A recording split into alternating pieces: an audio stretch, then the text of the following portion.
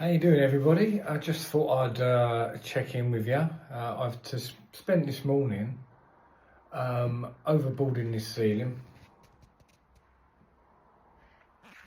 I had to put some strips of wood across the old first and smash out to find the joists, because the tiles, which I will show you, basically this ceiling had TNG on it, and the tiles were only ever tiled up to the TNG.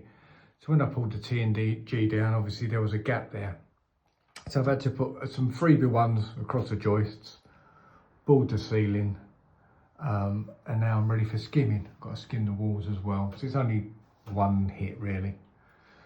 And I was going to film all that, but to be honest, there was so much swearing and cursing and me throwing my toys out of the pram. I just thought, I don't want to film this. I was really fed up with it, so I deleted everything I filmed. Last couple of videos I've made, I've tried to be a bit more sensible, to trying to show like a how-to sort of guide a video. And you know what? It's not me. I'm not that guy. If you want to look at how-to videos, there's some great guys out there, some great guys that are quite good at presenting and coming across well. Whereas I'm not. I did this YouTube thing that just started as like a bit of a daily log of me, as who I am, what I do. It was never meant to be tutorials. And that's the way it's going to stay, actually. I've done a couple previous ones trying to be Mr. Sensible, and I'm not. I just, you know, I like a bit of a laugh, I like a bit of a joke. Try and do some ridiculous impressions if I'm in the mood, and a bit of work alongside it. And that's what I've been putting out for probably about 9 or 10 months now. Subscribers are slow, and I think that's why I changed, to maybe try and be a bit more like these guys that have got all the views and all the subscribers and some how-to videos. But I soon realised I got very bored very quickly. There's only so much I can talk about as regards to just plastering or just this, just that. So without a little bit of ridiculousness chucked in, I was finding myself getting really bored, and nearly deleted the whole channel, and just thought, this is taking up so much time. What am I doing? I just was going to get rid of it. It's just wasting my time and probably anyone else's time that's watching it. But I've had a second wind, and maybe there is a space for an idiot like me on the channel. We'll keep putting these out, and if people subscribe and watch, brilliant.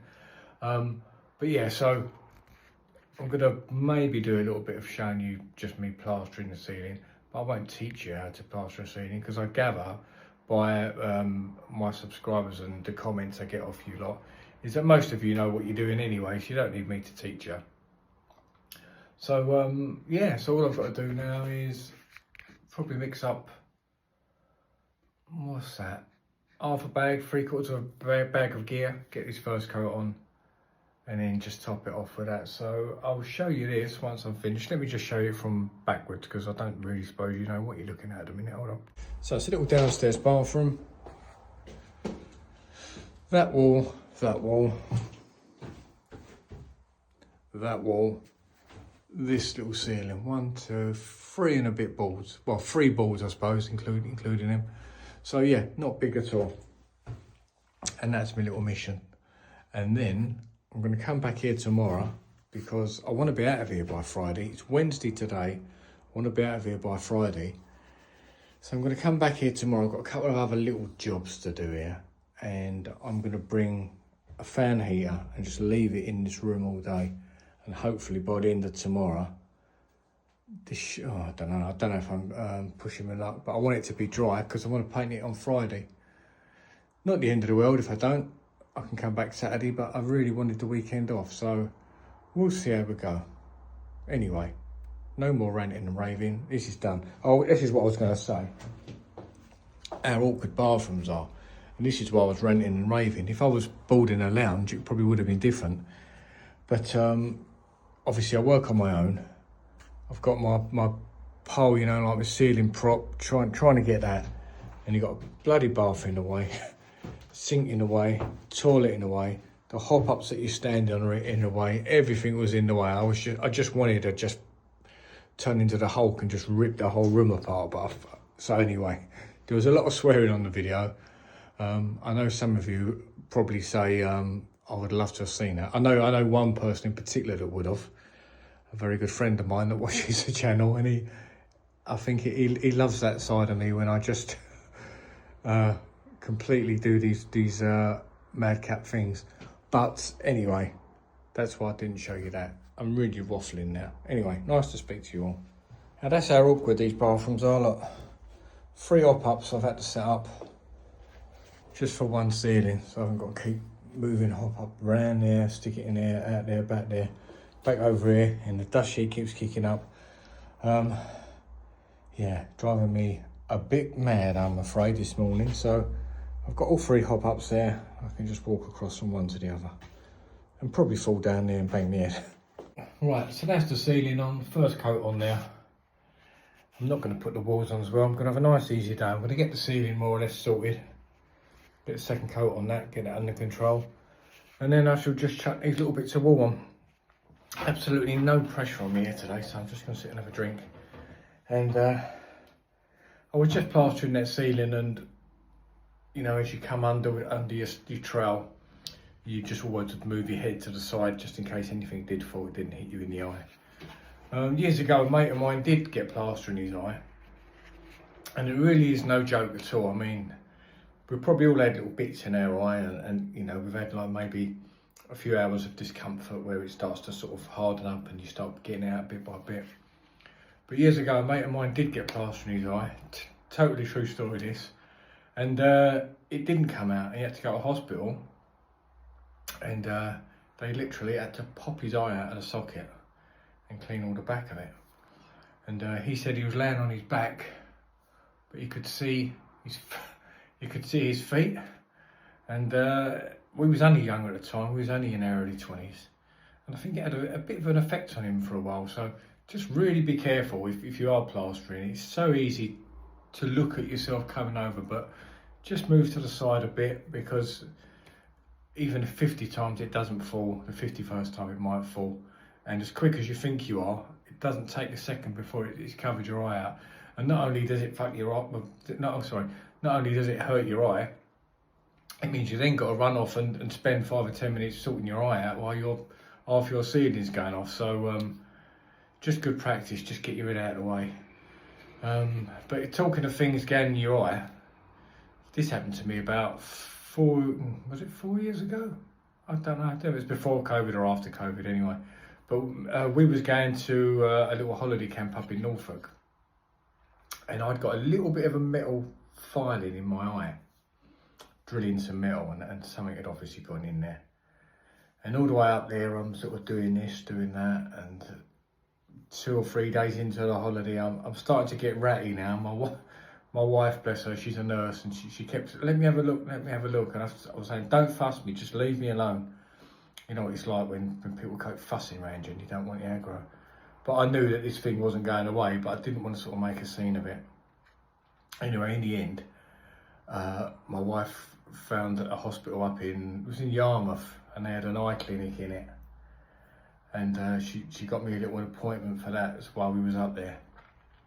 So what I did was, my old car that I had at the time, I had an old Vauxhall Zafira, which I loved, absolutely loved that car. It doubled up as a van when I needed it to. If the van was broken down or having some work done, you could always just chuck the seats down on the Vauxhall Zafira, and you got a little sort of escort size van there.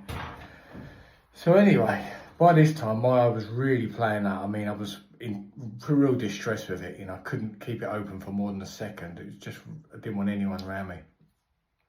So so I've got this appointment for the eye clinic. As I'm driving from the holiday camp in Caister to the hospital in Great Yarmouth, I've heard the car start clanking and clanging, and it broke down on the dual carriageway, and now I'm in real distress here, and I can see the signs for the hospital. I know I'm not far away.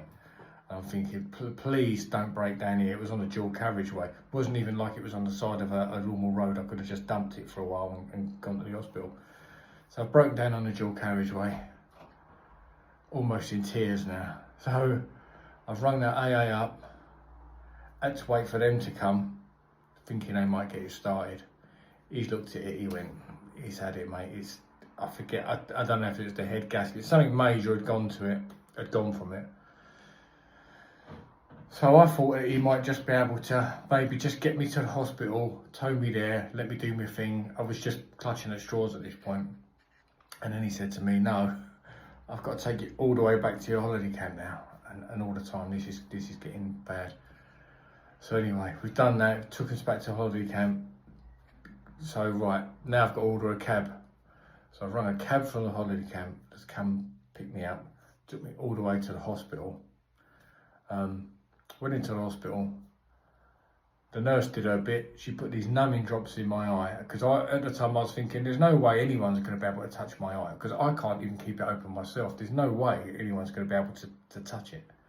You know, she put these little drops in. I don't know if you've ever had them. They're these sort of like orangey red anaesthetic things that obviously numb your eye.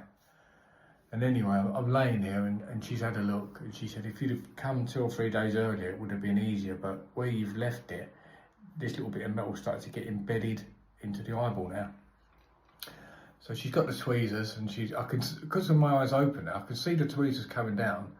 I can see my eyeball flexing. It looks like you're underwater and like water is sort of dissipating. And anyway, she got it out in the end. And then she said, right, keep it out of the sunlight now. This is my luck on that holiday. She said to me, keep it out of the sunlight now. You know, it's going to be sore for a while. Lucky enough, I had my sunglasses with me. So I walked out of the hospital, walking over to the bus stop, and I dropped my sunglasses. And the lens that should cover up the eye that was bad, the lens broke. So then, obviously I can't walk about with one lens. It wasn't the lens I needed anyway. So it was just like a comedy of errors really. And then got back to the holiday camp and I scrapped the car up there. I got 150 quid for it, whatever it was at the time. And we all got a train home really, because I think if the car was going to cost ridiculous amounts of money, it wasn't worth it. It was an old Vauxhall Zafira. It was probably only worth 200 or 300 quid. And so I think, you know, the AA bloke basically said to me, don't worry about it, mate. And I know nothing about cars, so I took his words for face value, really. Scrapped it for 150 quid. And we all had a lovely journey back on the train. So yeah, so now when I'm doing anything that could be, get anything in my eye, I do stop and think a little bit now. I don't want to repeat that performance. Anyway, it's another little bit of waffle from me. I'll have a little bit of Diet Coke, a can of that, and then I'll stick the second coat on this. Right, there we go. Ceiling and walls all done. I'm going to try and force dry them tomorrow with a heater in here. I want to try and get this painted. It's Wednesday today. I'd ideally like to get these painted on Friday. We never know, might be lucky. That's come out alright. Nice and smooth and flat and everything you'd expect. Just polishing up now with it's like my Marshalltown Superflex. I used to use it for silicone render, but I just remembered it was a really nice trowel for plaster, so I've changed back to using it for plaster. So yeah, just literally polishing up with that. Another day done. I've been plastered for quite a while now. Good sort of, maybe sort of 4 or 5 weeks maybe I haven't plastered for. So nice to get back into it. Always feel at home when I've got a trowel in my hand. Do a lot of painting as well, but plastering is where the heart is, I think. And the best thing of all is that I haven't got to clear up. All I've got to do is walk out the door because the people are away on holiday and I've got the key. See you all later. Thanks for watching.